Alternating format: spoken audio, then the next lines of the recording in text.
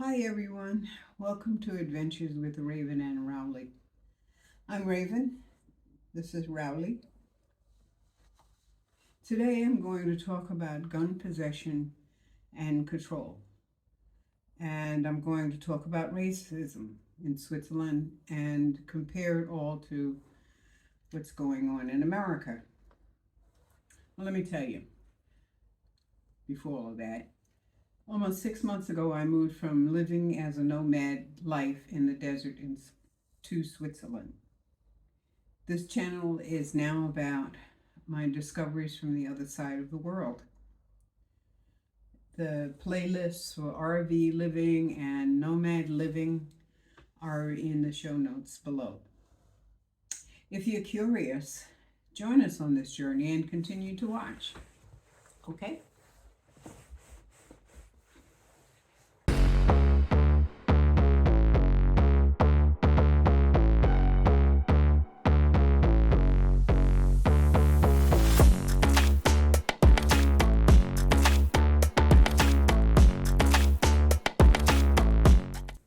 I'm going to talk about gun possession and control and racism in Switzerland and compare it to what's in America. This is not a happy subject for me. This is seriously not a happy subject, okay? I don't like talking about negative stuff, but that's the way it is sometimes. Switzerland has one of the highest rates of gun ownership in the world. Only one. I mean, you know, they're not the highest, but they're up there. Switzerland hasn't had a mass shooting since 2001. That's 22 years, okay? America has had over 400 mass shootings in 2023 alone. And it's only September.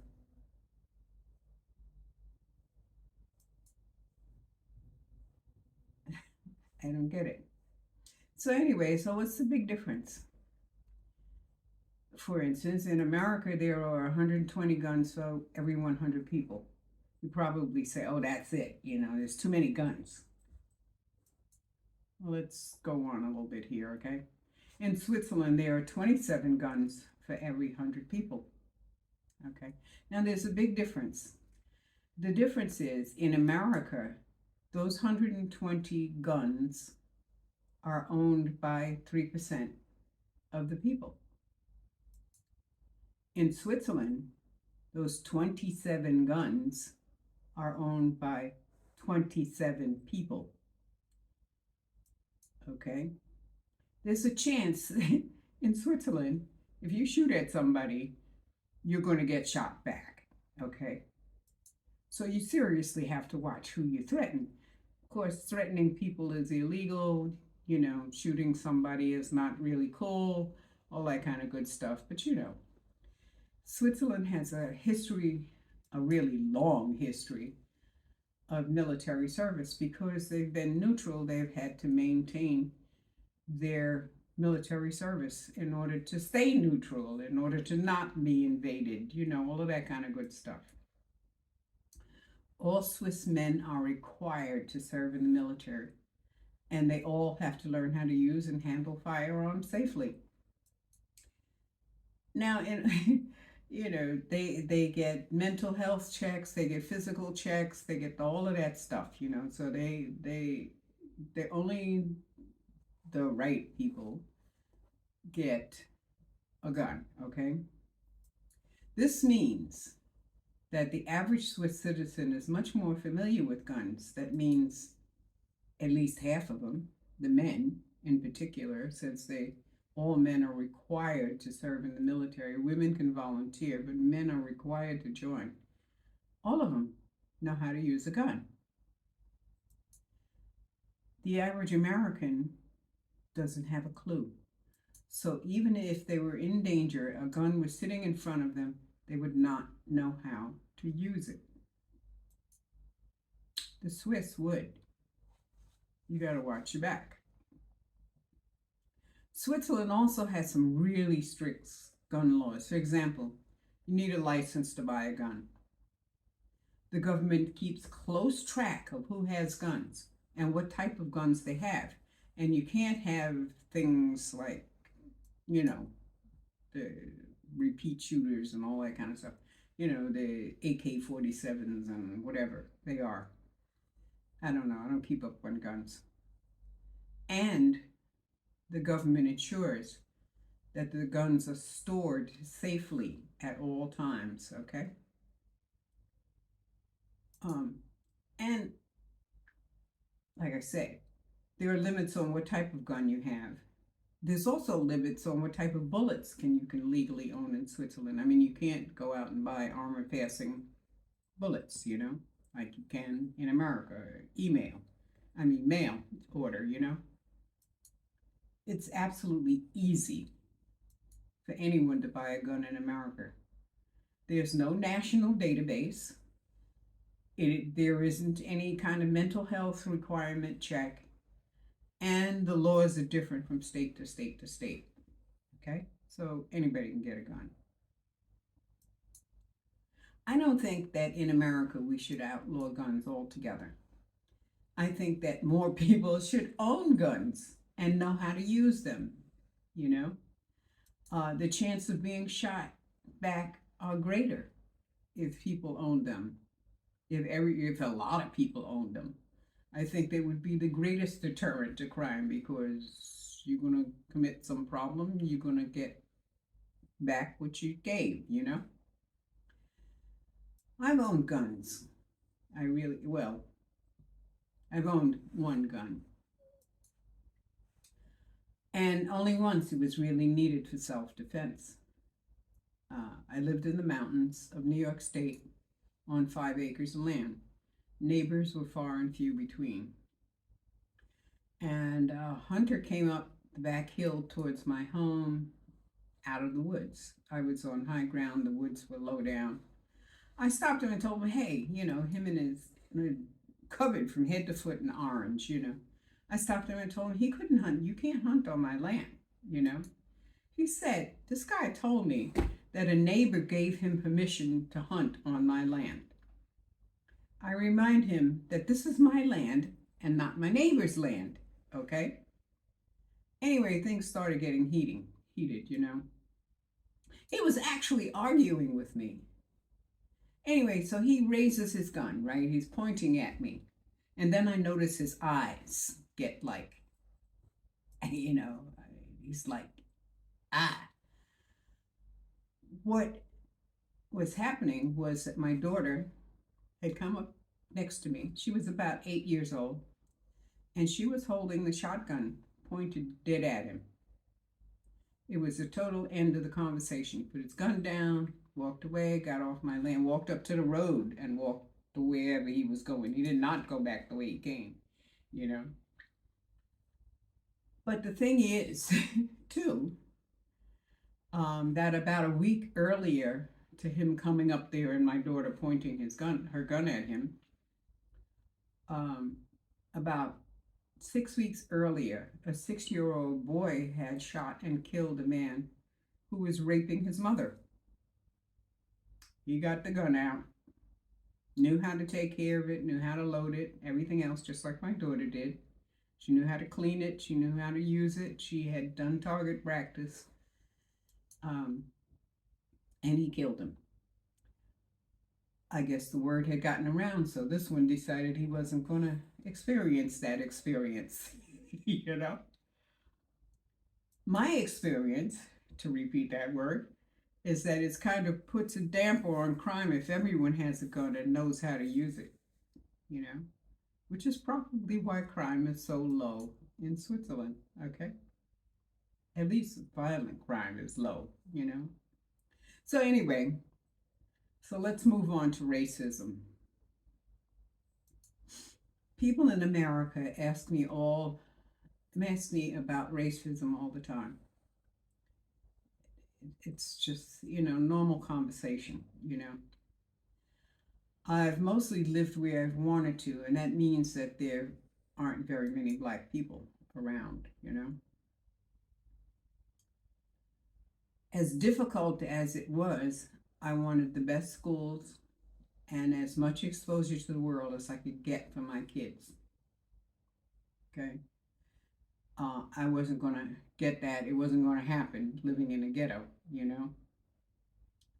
When black people who are strangers, stop me and ask me about racism in the town, do you see much of that, that kind of thing. What they're really asking is it safe to live around here,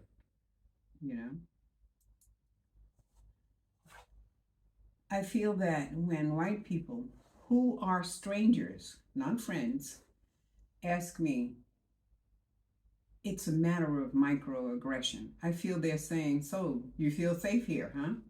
We can change that. When black people in Switzerland talk about racism, I get that they're saying that it's so different to be free that it feels bad to go back to America.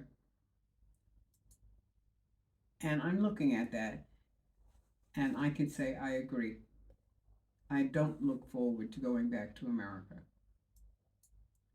Okay. In Switzerland, because of the racism, the constant overt racism, it's just terrible.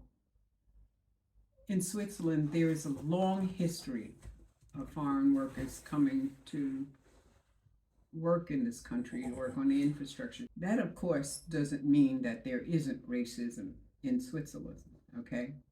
In Switzerland, there's a long history of foreign workers coming to the country to build the infrastructure, just like the Chinese did, and the Irish did, and the blacks did in America, Unfortunately, the blacks didn't volunteer to come, okay? The Italians were the first group to come, followed by the Spanish, by the Portuguese, and now the Eastern Europeans are coming to Switzerland, okay, to work. They're faced with discrimination and microaggressions from the Swiss people.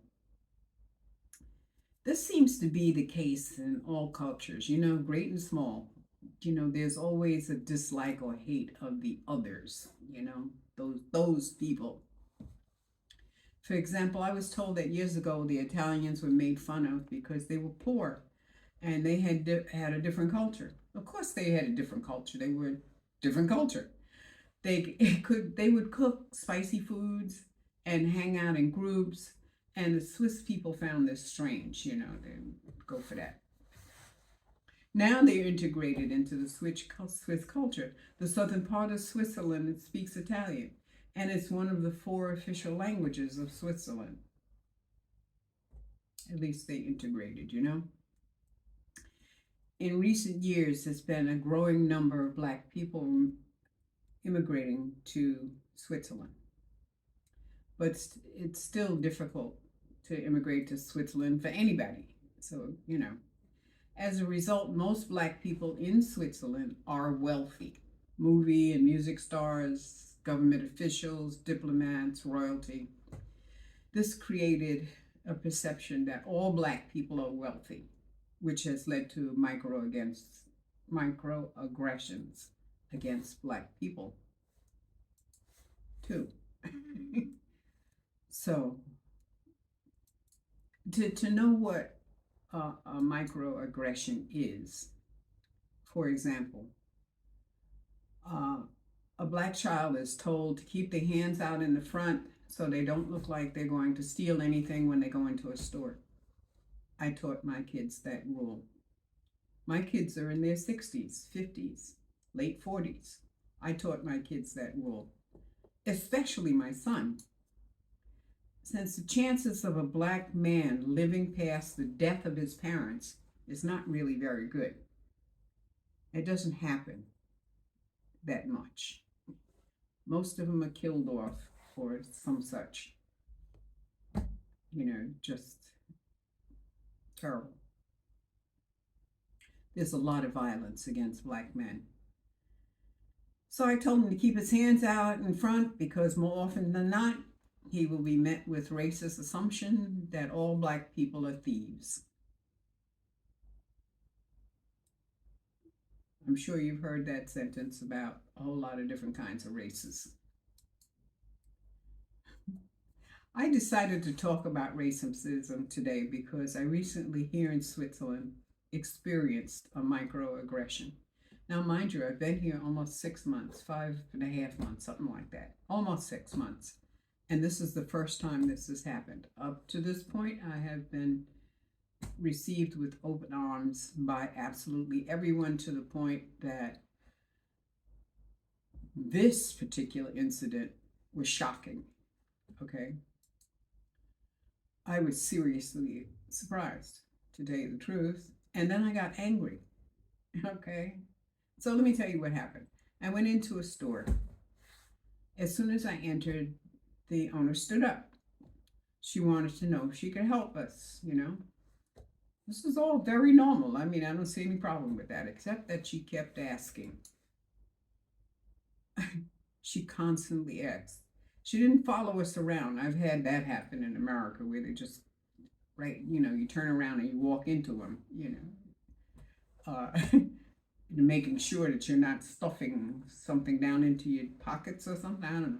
Anyway, she kept asking, can I help you? Can I help you? Can I help you find anything? Is there something you're looking for? Okay. She started standing in the way so that we couldn't go up certain aisles, you know. It's just me and my daughter. Okay.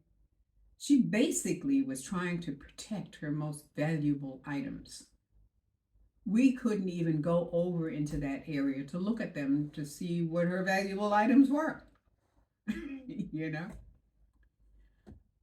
So anyway, we left. Microaggressions are a subtle form of racism that have a negative impact on the health, mental health, and well-being of Black people, or whoever the others are, period. Yes, it does have a negative effect. I am still angry, okay? I haven't felt that anger since I left the United States, okay? Which I used to feel it all the time, so to the point that it wasn't even there. It wasn't even noticeable. It was the norm, okay? Anyway, it also affects the health and the well-being of the people, the white people, those who feel they are better, because they're carrying hate. Consider the hate and the stress that goes along with that they created and that they carry.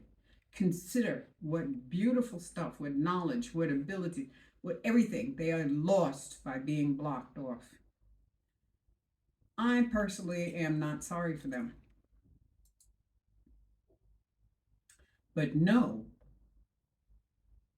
they created their own hell. They created the society that is sitting there now and everybody is struggling over. They are the ones that have 400 shootings before September in 2023. They have created the hate, okay? It is important to be aware of microaggressions and to challenge them when you see them. Don't walk away. You know, say something, okay? And it's important not to walk around being afraid every single day, okay? Can you imagine the mentality? Maybe that's this constant fear is what makes them become aggressive and create mass shootings. You know, the hate works two ways, you know what I mean? Maybe as a world, it's time to grow up, you know? It's just time. Anyway, the Rowley report. Rowley is laying right here on the ottoman. Come here, Rowley. Come here, come here, come here, come here. Oh, still. There you go. Okay, this part is about you, okay? The Rowley report. This is Rowley. All I gotta say is that Rowley is a good boy. He's a good boy, okay? He's a real comfort to me. And he only talks back at me sometimes. So anyway, I'll see you next Friday at 5 p.m. Pacific time. Your thoughts, your comments, your opinions would be greatly appreciated. And please subscribe if you haven't already. Thanks for watching. Take care of you and yours, and blessed be. Okay? Blessed be.